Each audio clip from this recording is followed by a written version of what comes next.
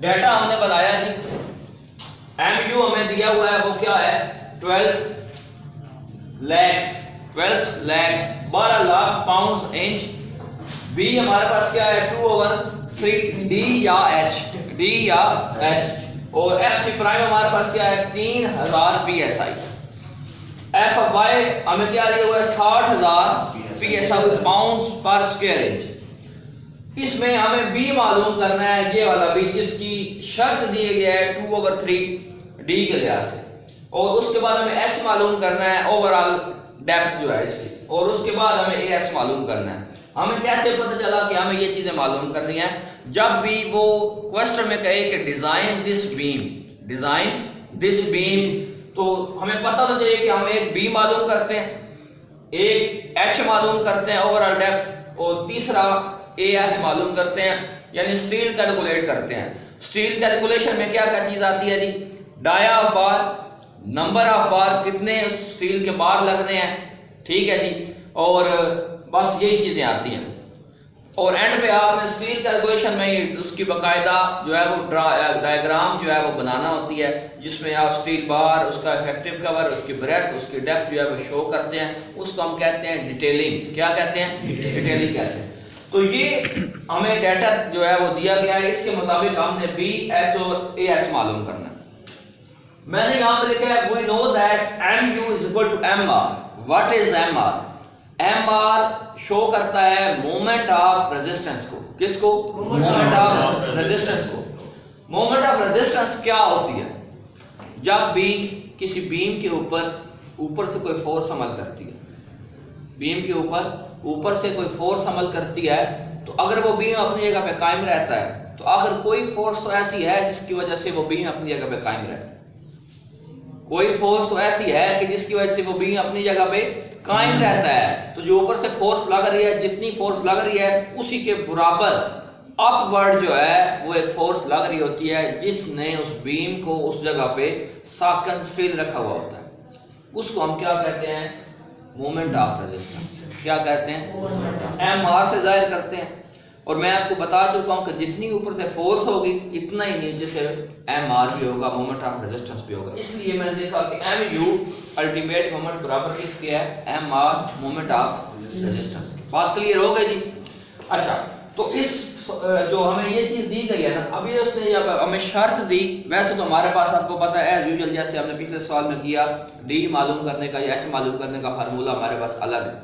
यहां जब उसने एक शर्त दे दी ना कि B की वैल्यू जो है वो H का 2/3 है, तो हमें फिर MR का फार्मूला इस्तेमाल करना पड़ा।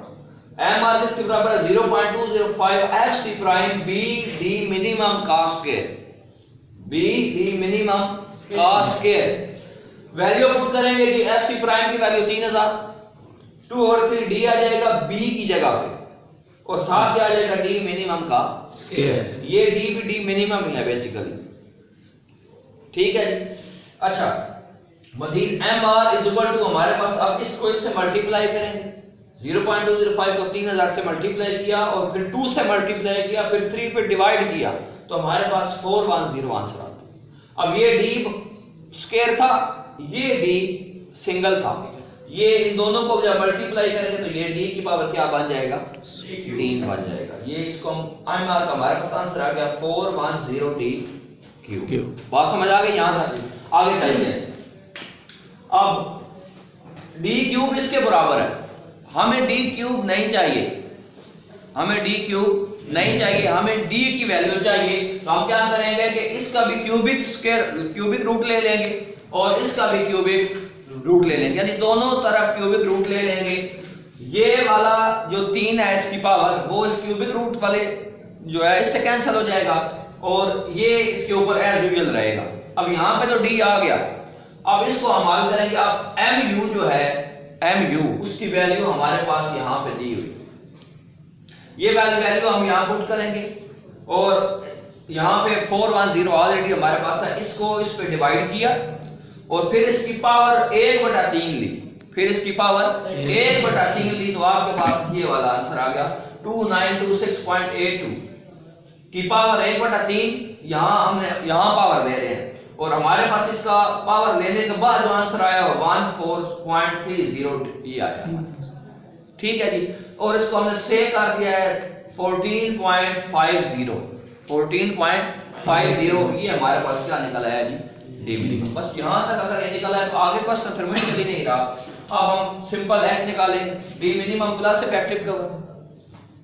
डी मिनिमम की वैल्यू निकाल चुके हैं, plus effective cover we know that 1.5 inch in FPS, तो दोनों को प्लस किया तो 16 इंच हमारे पास ओवरऑल डेप्थ आ गई है, जिसको हम शो करते हैं एच के साथ। यहां तक बात क्लियर होगी आपको, आगे चलते हैं। Now B is equal to 2/3 H या D, जैसे उसने हमें सवाल में क्वेश्चन में बताया है कि B is equal to 2/3 D या H।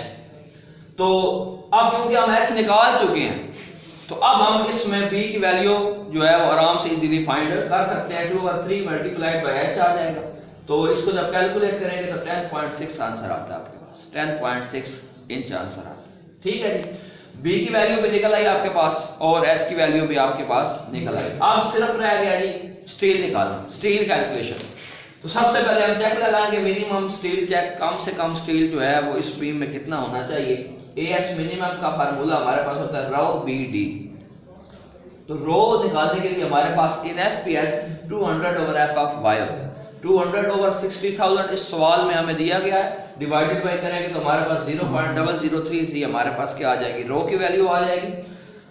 अब रो की वैल्यू AS मिनिमम में हम पुट कर रहे हैं 0.0033 मल्टीप्लाइड बाय 10.6 B और जो हमारा D था यानी ओवरऑल H उसकी वैल्यू क्या है 16। जब हमने पुट की तो हमारे पास 0.565 इंच स्क्वायर जो है वो हमारे पास इसका क्या हो गया, आंसर आ गया। AS मिनिमम हमारा इतना कम से कम इतना होना चाहिए, इससे कम नहीं होना चाहिए। अब हम स्टील कैलकुलेशन करेंगे by using trial method, by using trial method. तो ट्रायल नंबर 1 ले रहे हैं हम, let A is equal to H/3 यानी जो D/3। क्वेश्चन में बुक में बात जगह लिखा हुआ है कि D/3, तो D या H हमने इसको जाहिर किया था। तो हमारे पास क्या है जी 14.5 और ये डिवाइडेड बाय 3 कर लेंगे हम, इज इक्वल टू 4.83 इंच। यहाँ पे एक थोड़ी सी इसको वो कर लें, यहाँ पे ना D मिनिमम करेंगे, मैंने थोड़ा सा वो गलती से लिख दिया हुआ D मिनिमम बाय 3, क्योंकि ओवरऑल डेप्थ यहाँ पे इस्तेमाल नहीं कर रहा, यहाँ पे 14.5 इस्तेमाल होगा। D मिनिमम की वैल्यू क्या है 14.5, क्योंकि 16 थी वो ओवरऑल H की ओवरऑल डेप्थ की वैल्यू थी, डिवाइडेड बाय हमारे पास ये 3 किया तो हमारे पास आंसर आ गया 4.83 इंच।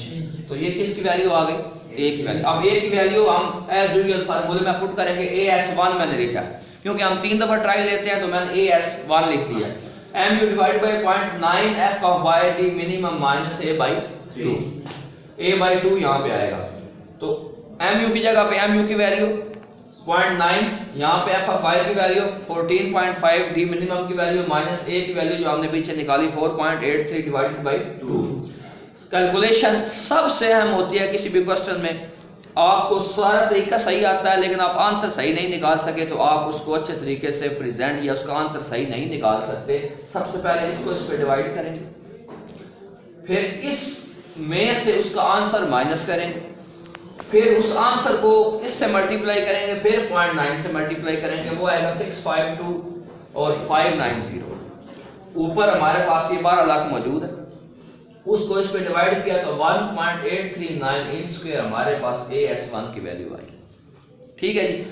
आगे टाइम की कमी की वजह से मैंने एज पर सेम कैलकुलेशन यानी पिछले तरीकेकार के मुताबिक जो है, लेकिन इतनी वजाहत कर दूं कि जो पिछला तरीकाकार होगा उसमें आप बेहतर जानते हैं कि जो A की वैल्यू होगी वो आप फार्मूले से निकालेंगे, A की वैल्यू फार्मूले से निकालेंगे और जो AS की वैल्यू होगी वो इसी फार्मूले से जो है वो निकलेगी।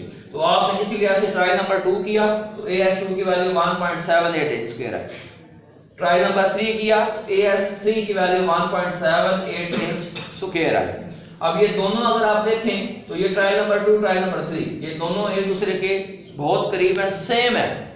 तो हम इसमें से 2 सेलेक्ट करें, 3 सेलेक्ट करें, इसमें मतलब कोई भी आप सेलेक्ट कर लें। So we select AS2 1.78 inch scale. अब हमने ये सिलेक्ट कर लिया, एरिया ऑफ स्टील हमने फाइंड कर लिया। अब डाया बार कैलकुलेशन हमने करना है। प्रोवाइड्स, मैंने इसके लिए अपनी मर्जी से, मैंने आपको बताया था कि आप अपने माइंड के मुताबिक, क्योंकि आप एक डिज़ाइन इंजीनियर या डिज़ाइन पढ़ रहे हैं तो हर डिज़ाइन इंजीनियर का अपना एक उसकी होती है एक्सपीरियंस होता है। तो ज़्यादातर वैसे जो होता है वो 4/8 से लेकर जो है वो ज़्यादातर जो है वो 1 इंच तक जो है वो आप इस्तेमाल करते होते हैं डाया बार। तो मैंने यहाँ पे जो है वो 7/8 इंच का डाया लिया, जिसका एरिया क्या था 0.60 इंच के। मैंने सिलेक्ट किया 7.8, आप 6 भी कर सकते हैं। 7.8 0.60 इंच स्क्वायर इसका एरिया है और ये डाया बार मैंने सिलेक्ट किया। अब नंबर ऑफ बार मैंने मालूम करना है, तो AS/AB, AS मतलब एरिया ऑफ स्टील जो सिलेक्ट किया, AB मतलब area of bar, 1 bar. AS 1.7 divided by इस बार का एरिया क्या था 0.60, तो हमारे पास क्या आंसर है 2.96। और ये बेहतरीन आंसर आया, यानी ये 7 इंच जो है 7/8 इंच जो डाया हमने सिलेक्ट किया वो इसके लिए बेहतरीन है, क्योंकि पूरे ऑलमोस्ट पूरे 3 बार लग रहे हैं, स्टील ज्यादा जाया हमारा नहीं होगा। तो मैंने इसको से 3 कर दिया, तो ये 3 बार जो है वो आपने निकाल लिया। अब नेक्स्ट सिर्फ इसका एक काम रह गया, वो क्या है इसकी डिटेलिंग। डायग्राम बनाएंगे, उसमें ये 3 बार शो करने हैं और उसके बाद आपने जो है उसमें इफेक्टिव कवर और कंक्रीट कवर दोनों जो है वो शो करने हैं, तो डिटेलिंग आपकी कंप्लीट हो जाएगी। ठीक है जी, शुक्रिया। अगर किसी पॉइंट की आपको इसमें समझ ना आई हो तो आपका वो पॉइंट आप मुझसे कमेंट बॉक्स में पूछ सकते हैं।